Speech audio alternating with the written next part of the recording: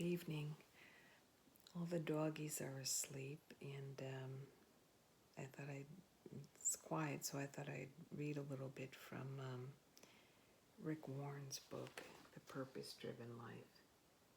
I read a little bit from this book before, and I'm going to be reading just a little bit from chapter 3. I'm not going to read the whole chapter. And the title of the chapter is What Drives Your Life? I'll put my readers on here. My eyes are kind of tired tonight. And there's a passage from Ecclesiastes 4:4. I observed that the basic motive for success is the driving force of envy and jealousy. And then there's a quote from Thomas Carlyle.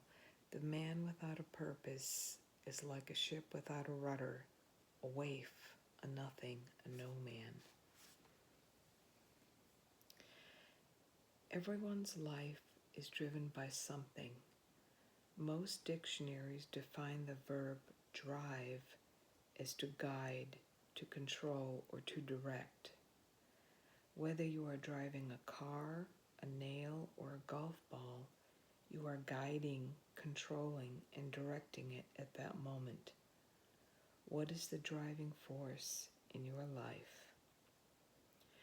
Right now, you may be driven by a problem, a pressure, or a deadline.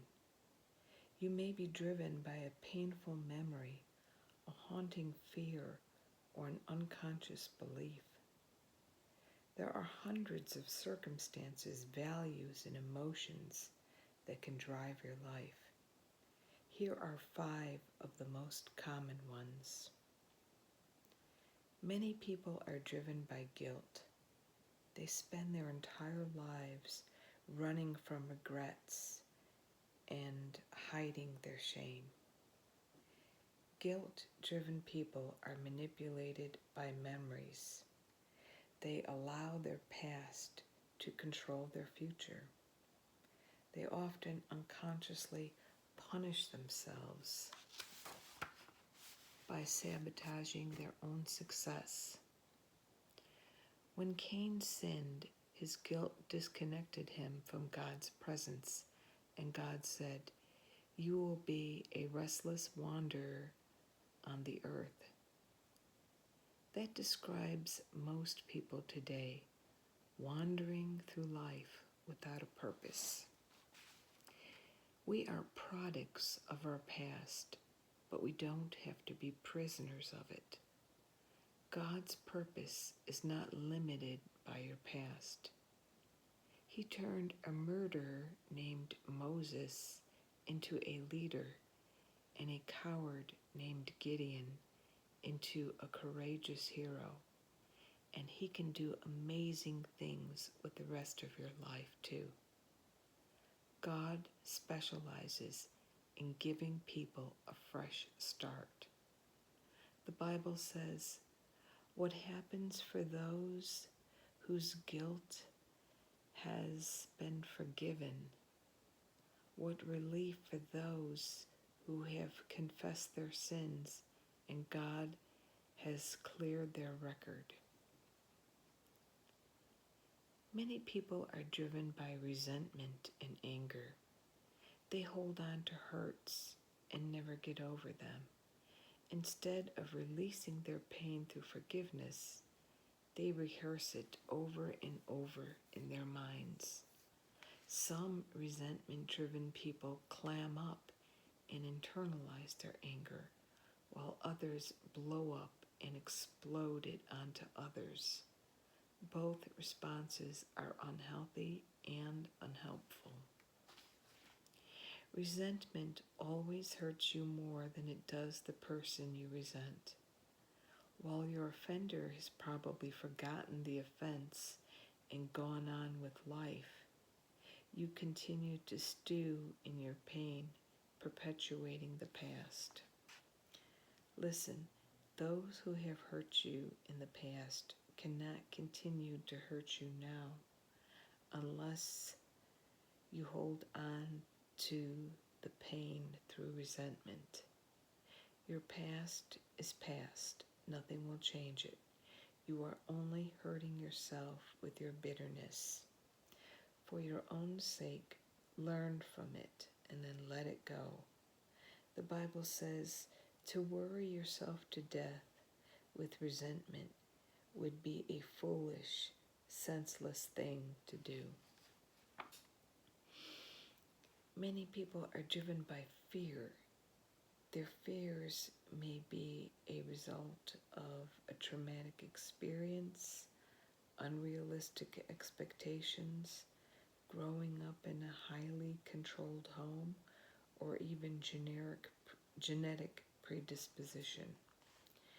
Regardless of the cause, fear-driven people often miss great opportunities because they're afraid to venture out.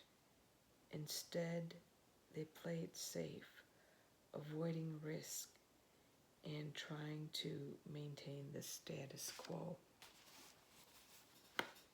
Fear is a self-imposed prison that will keep you from becoming what God intends for you to be.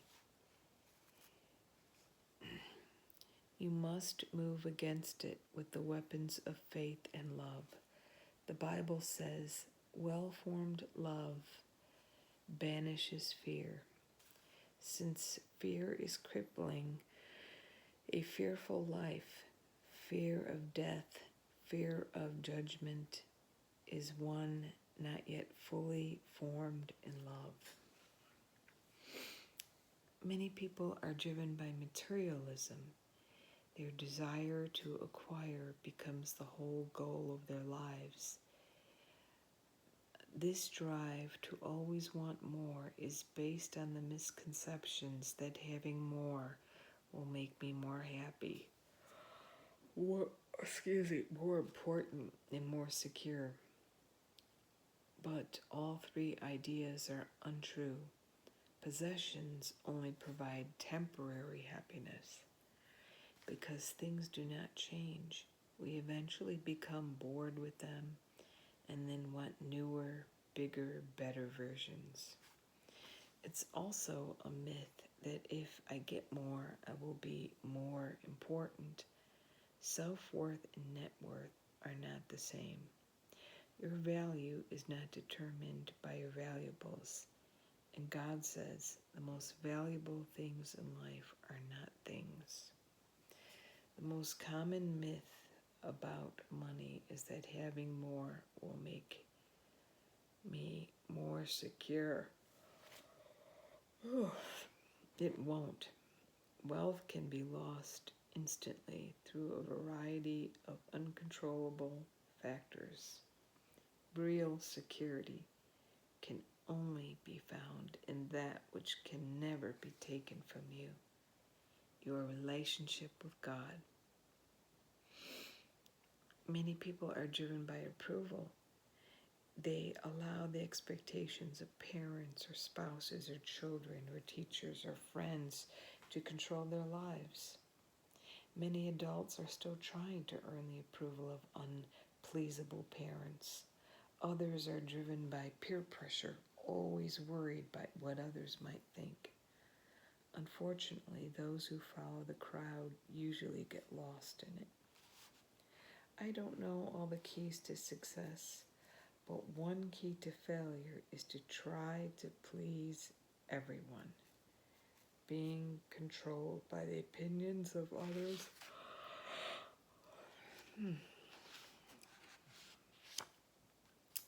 Being controlled by the opinions of others is a guaranteed way to miss God's purposes for your life. Jesus said, no one can serve two masters. There are other forces that can drive your life, but all lead to the same dead end. Unused potential, unnecessary stress, and an unfulfilled life. This 40-day journey will show you how to live a purpose-driven life, a life guided, controlled, and directed by God's purposes. Nothing matters more than knowing God's purposes for your life, and nothing can compensate for not knowing them. Not success, wealth, fame, or pleasure. Without a purpose, life is motion without meaning, activity without direction, and events without reason. Without a purpose, life is trivial, petty, and pointless.